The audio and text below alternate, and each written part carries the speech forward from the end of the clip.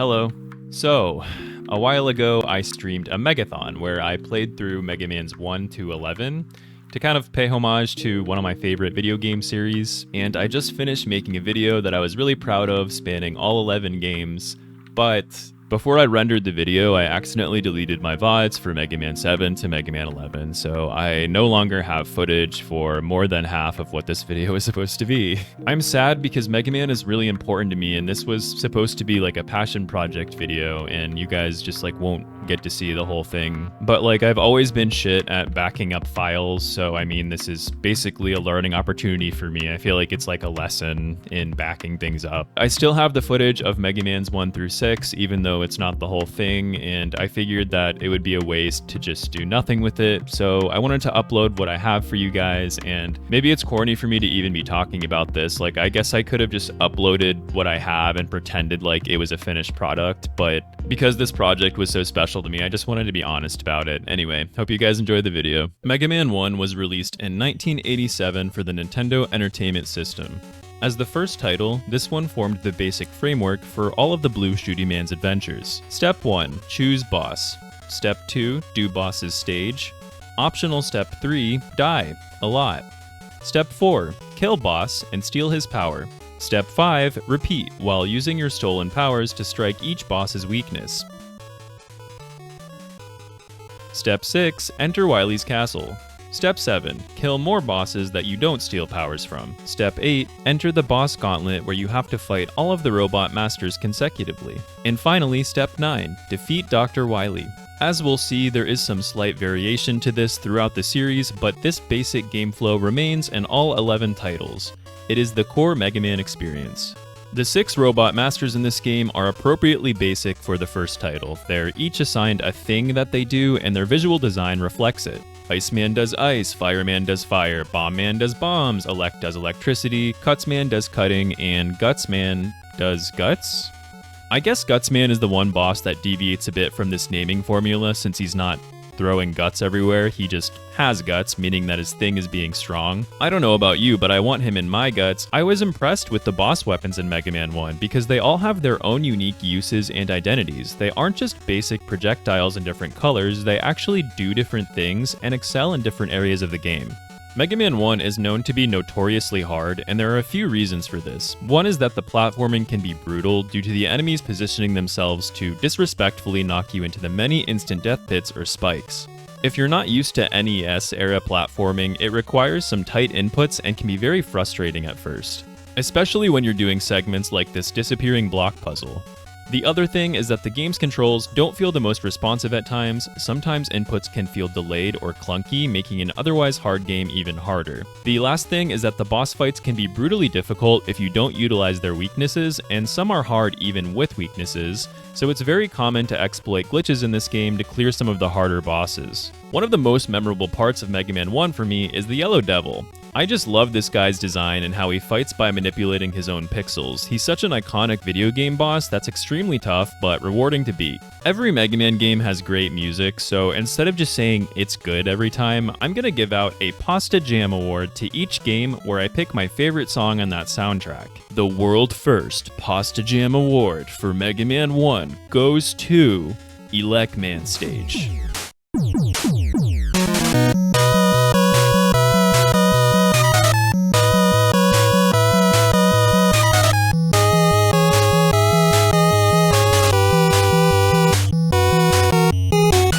The Mega Man 1 segment in this video is pretty condensed simply because I already did a whole video on this game, so if you want to hear me yap about Mega Man 1 in greater detail, I recommend checking that one out. Otherwise, we're moving on to the number that comes after 1, 2. Good job on being able to count, Pasta! Thanks, chat. Mega Man 2 released for the Nintendo Entertainment System in 1988, exactly 1 year after Mega Man 1. Apparently, the first game was not as financially successful as Capcom would have liked, so there was some internal conflict about whether or not they should even make a sequel. But the series director Akira Kitamura and his team felt passionately enough about the Blue Shooty Man that the game made it into existence. And it's good that it did because Mega Man 2 sold extremely well, ending up as the second best-selling Mega Man of all time after Mega Mega Man 11. Many gaming news outlets even cite Mega Man 2 as one of the best video games ever because of how groundbreaking it was for its time. The success of this title makes a lot of sense if you look at Mega Man 1 as a prototype. It was rough around the edges, but contained the basic recipe of what they envisioned for the series. Then, with Mega Man 2, they expanded on and polished the formula into a more fully realized idea of what they wanted. This game is a very special part of Mega Man's history because without its overwhelming success, it's uncertain if Capcom would have continued making Mega Man games, which is crazy to think about in a franchise that now holds 50+ games and some of the most iconic spin-offs to ever exist. Mega Man 2 sets the graphical standard for the next 4 Nintendo Mega Man games. To the modern gamer, it may not look like the graphics changed drastically from 1 to 2, but there are some notable visual improvements that people were probably shitting themselves over back in 1988. Mega Man 1 stage backgrounds were all pretty basic sheets of color with some patterns thrown in here and there, but Mega Man 2 ups the ante with more dynamic backgrounds like these clouds and Airman stage, the stars and Crashman stage, the moving gears and Metal Man stage, Flashman's dance party blocks, and the hypnotizing waterfalls of Bubble Man stage. The enemies have noticeably higher pixel counts with more detail, especially the new bosses. They all have unique animations and movements that look fluid and cohesive and help them establish a unique identity for themselves. They just generally look a lot cooler and more boss-worthy than some low-res frowning dude in a blue coat. No offense, Iceman. Even the stage selection screen is a lot prettier to look at with the close-up boss portraits, Quickman's hat sticking out of the frame, and Heatman's permanent pog face. Arguably one of the most important changes in this game is that there are now 8 Robot Masters instead of 6, and 8 actually goes on to become the standard number of Robot Masters in every future Mega Man title. We also see the first example of a boss's element being reused with a different name and design in the form of Fireman vs. Heatman. You'll see Robot Master elements repeated like this throughout the series. Like Mega Man 1, the boss powers are pretty varied from each other and are useful in different situations. Heatman's power is chargeable, Woodman's power can be used defensively, the verticality of Airman's tornadoes is really nice, and Metal Man's power is actually the weakness of 4 different Robot Masters instead of just 1, so it's infamous for breaking the game a bit. Mega Man 2 also introduces platforming powers, which you get after defeating certain bosses in addition to their main weapon. There's a floaty platform, a jet, and a climby robot. These are extra helpful in areas with a lot of spikes, like the Wily's Castle segments, and in some cases you actually need to use them to progress. Additionally, this is the debut of the E-Tank item, which you store in your inventory and use from the power menu at any time to fully restore Mega Man's HP. From these changes, you can tell that the developers wanted to make sure the players had more tools to deal with the difficulty after the reception of Mega Man 1's sometimes frustrating game design. Mega Man 2 does not feel as brutally difficult as the original, but still poses a hefty challenge with iconic bosses like the Chonky Dragon, who can easily knock you off of these 3 dinky platforms into the instant death pit. And less iconic bosses like the 5 bubbles attached to walls that can only be damaged by your drill power. And if you accidentally miss a shot, well, you're fucked because you won't have enough weapon energy to finish the fight, and to recharge it, you have to lose all of your lives and continue. Oh, and my personal favorite boss, the disappearing block segment, is back from the grave. I also want to shout out Bubble Man's fight for having spikes on the ceiling and these infamous death lasers from Quickman's stage that kinda look like noodles. For me, the peak of Mega Man 2 though was the final Wily fight. After you think you have him defeated, you travel through this silent, eerie green cave with blood dripping from the ceilings, and then see Dr. Wily nonchalantly morphed into an alien like it's a totally normal thing, only takes damage from Bubble Man's weapon, and then you find out that he's not actually an alien and was just using holograms to trick Mega Man. It's a wild ride, and even if the whole thing seems kinda silly now, this twist was probably pretty gaggy back in the day. I want to wrap up Mega Man 2 with this quote from one of the game's artists, Keiji Inafune. So we, of our own accord, got together, spent our own time. We worked really hard, just 20-hour days to complete this because we were making something we wanted to make. Probably in all my years of actually being in a video game company, that was the best time of my working at Capcom because we were actually working toward a goal. We were laying it all on the line. We were doing what we wanted to do. And it really showed in the game because it's a game, once again, that we put all our time and effort and love, so to speak, into designing it. The team was so passionate about this title that they dipped into their own free time to make sure it got finished. And it makes me kind of emotional reading this because modern gaming has definitely shifted into a more capitalistic mindset where games are just seen as these cash cows to a lot of big companies, and many modern titles just end up feeling like these soulless corpses of games as a result. But the gaming industry I grew up with was so much more about fun and passion for these other worlds that people were creating, and you could tell that the game designers deeply cared about the games they were making because it came through in the final product, just as KG said. There's a lot of debate over whether or not Mega Man 2 is actually one of the best Mega Man titles, but I don't think that's really the point. Regardless of if you love it or hate it, Mega Man 2 was a historically important game in the franchise's history because of its massive success. The Pasta Jam Award for Mega Man 2 goes to Crashman Stage.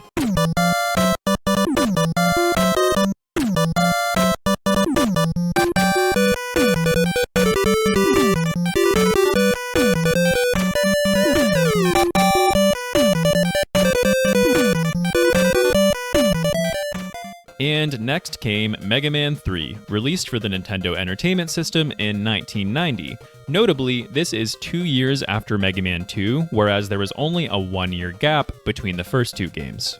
This is the first entry where Mega Man gets a new movement ability. He can slide now, so he must have been doing some crazy yoga for the past 2 years.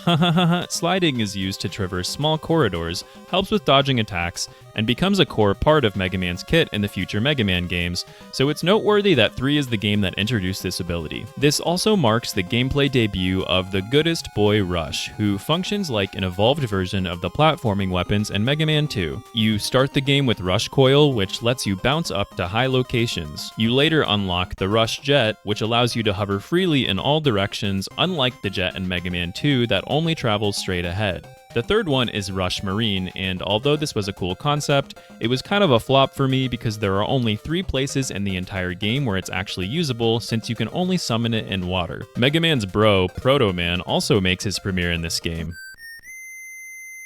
Oh, this is Proto Man! I wish I could whistle as good as him. Sometimes he shows up just to look cool, do nothing, and then leave, but you also have to fight him a few different times, one of which he pretends to be a boss called Breakman for some reason, but all he does is put on a face mask, so it's not a very convincing disguise. The Robot Masters are a little more freaky in Mega Man 3, they're much less elemental, so it's harder to guess the boss's weaknesses by just looking at them or applying Pokemon rules, like what is a needle weak to? I don't know. It's starting to feel like they just pick words at random and design bosses around them, which isn't necessarily a bad thing because it makes them feel more unexpected. I'd say Gemini Man was a standout for me in this game because I didn't really know what to expect based on his name, but he references the astrological sign of Gemini and its duality by cloning himself in 2. He also has lasers for some reason. Any Geminis watching this video, can you guys shoot lasers? Let me know in the comments. His stage is pretty cool too. You start off in this spacey crystal area and end up in this funky cell-like bubble zone where you have to shoot through eggs that spawn tadpoles.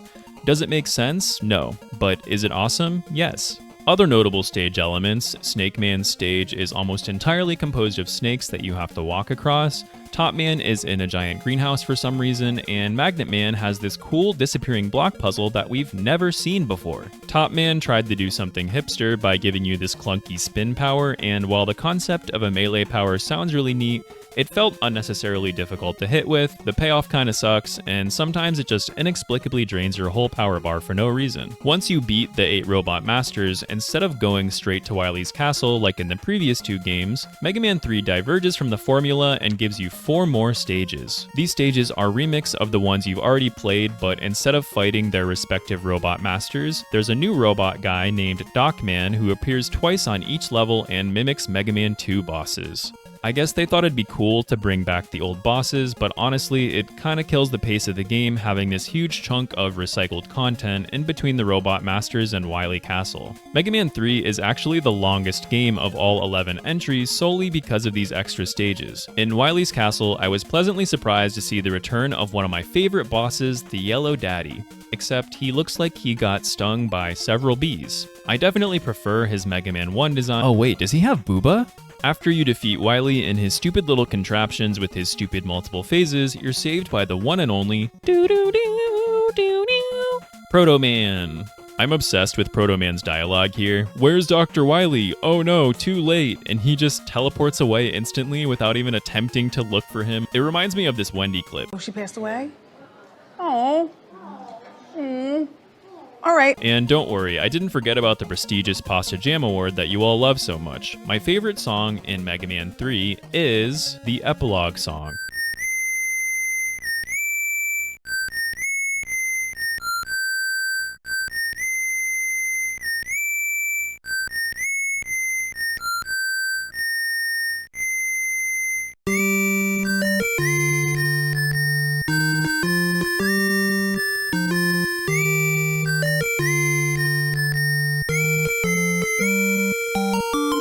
Now it's time for Mega Man 4. I said 4 twice. Mega Man 4 released for the NES in 1991, 1 year after Mega Man 3. While the third game introduced the slide, the fourth game is special because it introduces the iconic charge shot, which has always been one of the coolest parts of Mega Man for me. I'm not gonna lie, it's pretty dinky in Mega Man 4, but I'm just happy it's finally here. We've got a whole new set of goons to steal powers from. Skullman and Pharaoh Man both look awesome. Toadman feels a little like a spiritual successor to Snake Man since they're both green critters. Bright Man is doing the same weird pog face that Flame Man did, so maybe they were roommates. Every boss has a menacing look on their face except for Dustman, who just looks pissed that he low-rolled one of the lamest sounding boss names in the entire franchise. Watch out, my power is a mild inconvenience. Mega Man 4 had some of my favorite stage designs. Pharaoh Man starts out in a starry night sky and then drops you into a spooky temple with these awesome mummies that come out of the walls to chuck their heads at you. And these bad enemies we originally saw in Mega Man 2 are now slaying us with their new eyeshadow. Skullman has you traveling across giant spines with various fossils embedded into the background and some bone-throwing skellies. Brightman has these light bulb enemies that mess with the stage lighting. These guys explode into fireworks, there are these fun and very challenging movers, and you get grasshopper friends that help you travel across the spikes. Ringman opens with you climbing into the sky on these Bifrost-like bridges. I didn't initially get the theme of this stage until I saw these little planet guys. Then you end up in space with more funky bridges and ring enemies. I think I enjoy Mega Man 4's stages because they feel a bit more advanced in concept compared to the previous games. I also think they improved their color usage because all the levels look much more vivid than they used to. I had a good time with the boss powers in this game too. Pharaoh Man's is one of my favorites in the entire franchise. It's a chargeable Goku Spirit Bomb that just shreds groups of enemies. Skullman references Woodman's classic Leaf Shield ability, which is always useful, and Toadman gives us our first example of a full screen damage power. The Rush powers also make a return, but they nerfed Rush Jet so that it automatically moves forward like the jet in Mega Man 2. You can still move up or down, but you can't change the horizontal direction anymore. I guess they thought it was too overpowered, so they nerfed it. It's Eddie! This little guy poops out items for you, and Mega Man 4 marks his first appearance in the franchise. Who is this? Hey wait, that's not Wily. Also, he's hot. Who said that? This is the first game in the series to feature an antagonist that isn't Wily. His name is Dr. Cossack. He has his own castle and he's got great taste in bosses, like this cute moth that violently destroys the floor and this trippy death cage that warps around the screen. His final form is a claw machine, which is probably stupid because everyone knows these things never work properly, and that's the end of the... It's Proto Man! Please, Mega Man, don't! My father is not really evil! Dr. Wily took me hostage and forced my father to fight you! Please, Mega Man, don't hurt my father anymore! Oh, Kalinka. Father! Mega Man, forgive me. You betrayed me, Proto Man. I'm gonna break you, Mega Man. My god, what masterful writing. So the big gag of Mega Man 4 is that you have 2 castles to clear instead of 1, Cossack's and then Wily's. Finally, the disappearing blocks. Thank you, Capcom. I was getting worried they wouldn't be in this game. The final Wily fight in Mega Man 4 was very cool and one of the most memorable for me. The stage is pitch black and you can only see him when his weapon lights up the zone. You can't damage him with the Mega Buster, but you can seek him out by holding Pharaoh Man's energy orb up in the air and jumping around the screen. It will collide with him even in the darkness.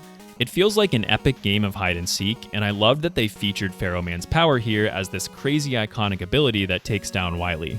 Megaman 4 was easily one of my favorites of the entire Megathon. The stages were fun and thematic. I actually found myself using all of the boss powers. The castle mix-up was a good twist. Everything just kind of resonated with me, and I had a great time with this game. Last but not least, the Pasta Jam Award for Mega Man 4 goes to Skullman Stage.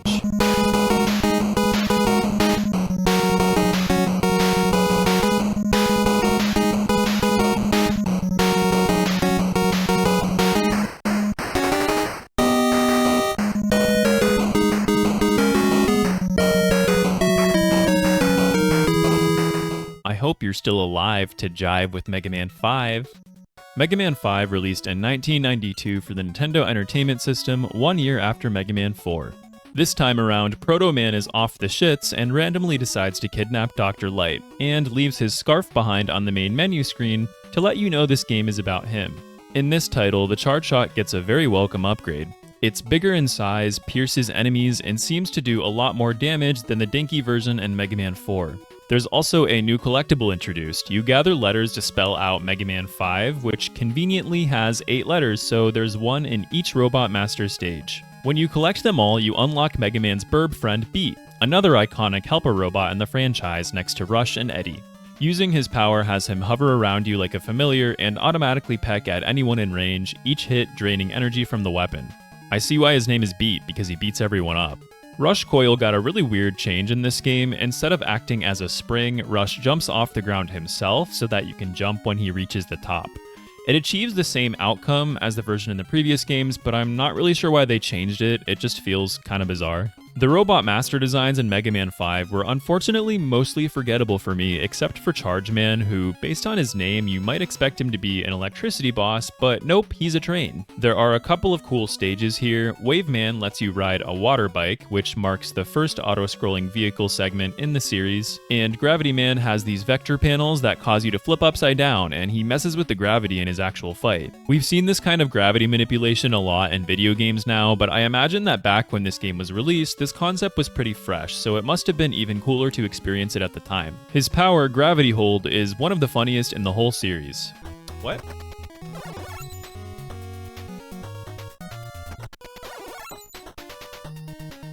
As far as the other powers go, Charge Man's is the franchise's second attempt at a melee attack. This one is a slide kick, and while close range combat will always feel clunky to me in Mega Man unless you're Zero, it's at least better than Top Man's sad little spin.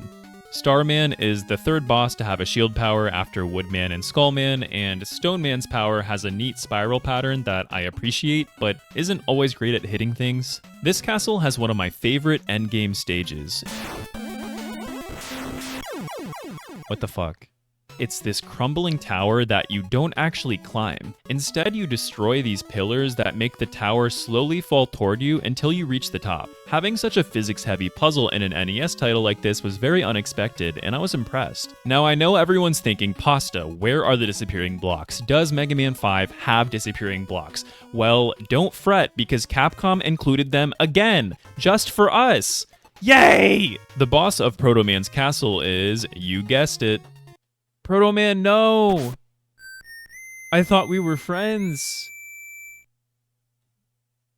It's the real Proto Man! It was just a fake! Oh my god! Who is that? Who is that? What's happening? Ah! You didn't guess it. Proto Man was framed by this silly little doppelganger robot created by Dr. Wily. Proto Man stands shitting, pissing, crying, throwing up right now. So next we move through Wily's castle, which has a boss that looks suspiciously like Optimus Prime, and the final Wily fight is actually just 2 minutes of a poor old man getting harassed by an evil bird. The crazy thing is that Beat actually detects Wily before he even spawns somehow, like he can smell his blood or something. You can damage him with other weapons, but you don't even have to because Beat will just solo kill him as long as you survive, and it's pretty funny to watch. Mega Man 5 ends with Proto Man heroically saving Dr. Light and Mega Man, but he's too cool to stick around and chat, so he just silently stalks them from a distance and then disappears. I wouldn't say Mega Man 5 did anything drastically different from the previous games, especially since the double castle thing was already done in Mega Man 4, but it did give us the cute murder burb Beat, and Beat is B'nuff. The Pasta Jam Award for Mega Man 5 goes to Gravity Man Stage.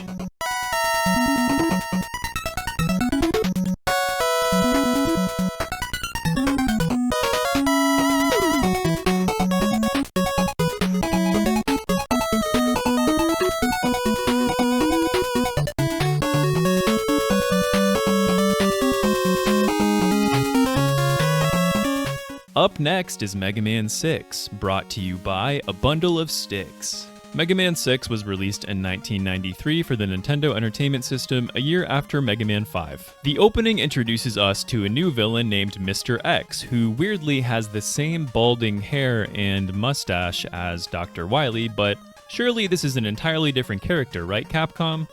Surely you're not tricking me with another fake antagonist for the third game in a row, right? Right? Mega Man 6 has a crazy gameplay twist that I did not see coming, and it involves Rush. You don't get Rush's normal platforming abilities in this game like Rush Jet and Rush Coil. Instead, you get two different Rush adapters that let you fuse with Rush to alter your armor into two different forms, Power Mega Man and Jet Mega Man. The Power Suit swolifies you and turns your Mega Buster into a Mega Punch. It has a short range but can knock back enemies, pierce shields, break certain blocks, and charges pretty quickly. The trade-off is that you move slower than normal and you can't slide. I'm not sure if this form is necessarily great, but I found myself using it a lot just because it looks so freaking cool. The Jet Suit gives you a free-moving hover that makes platforming segments a lot more forgiving, but it does have limited airtime. These suits are such a good addition because they're not only a wardrobe change, but they actually change Mega Man's core gameplay mechanics in a way that feels fresh and exciting. They don't use weapon energy, so you can use them as often as you want.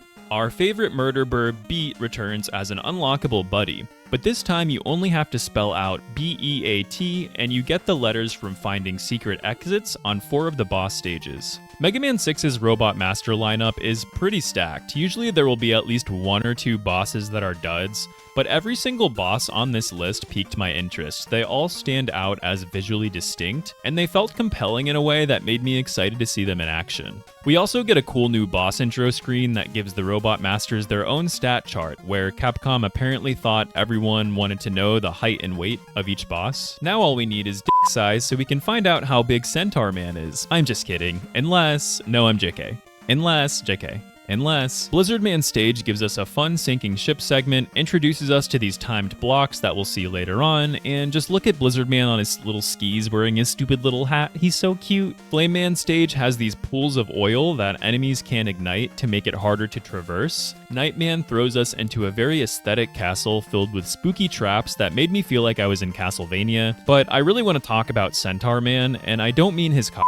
I was curious what his weapon would be since it's not obvious what a centaur would bring to the table except for maybe like a stomp attack or something. But in his stat screen where it normally shows the boss's power, it just says ability unknown. When you get to his stage, it's mostly aquatic, and at one point the water is inexplicably on the ceiling. When you fight him, he teleports around and can stop time. I definitely didn't expect a centaur to specialize in space-time distortion, and combined with his bizarre stage, this actually made him quite a memorable boss for me. I admittedly didn't use the boss weapons a ton in this game, but Plant Man gives us our 4th shield weapon of the franchise, and Wind Man gives us a power similar to Gravity Man's from Mega Man 5, where you can just yeet enemies off the screen without actually fighting them. After the Robot Masters, we traverse through Mr. X's castle and fight Mr. X himself, who's in a swinging mech that reminds me of a Glalie.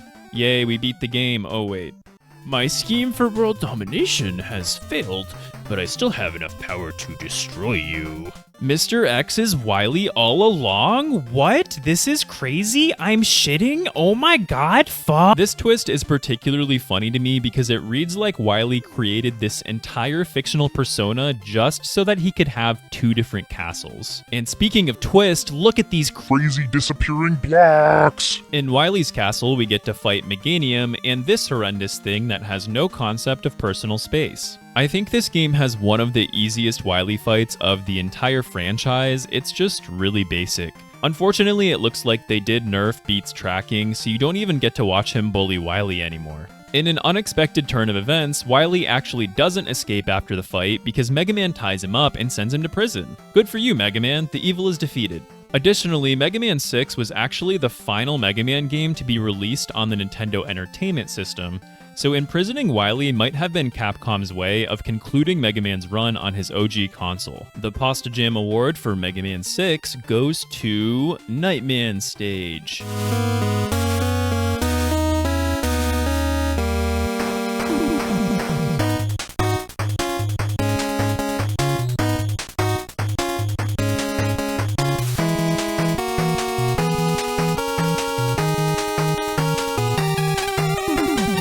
Mega Man 1 was the birth of the franchise. Mega Man 2 perfected the formula and added 2 more robot masters. Mega Man 3 let Mega Man slide, introduced Proto Man, rush powers, and was super long because of its extra stages. Mega Man 4 gave Mega Man Charge Shot and pioneered the 2-castle mix-up with an alternate antagonist. Mega Man 5 gave us a Proto Man focused plot, introduced Beat the Burb, and gave us our first vehicle auto-scroller segment. Mega Man 6 gave us the Rush Fusion system. Mega Man 7 was the Super Nintendo transition that shifted graphic styles and introduced bass and the shop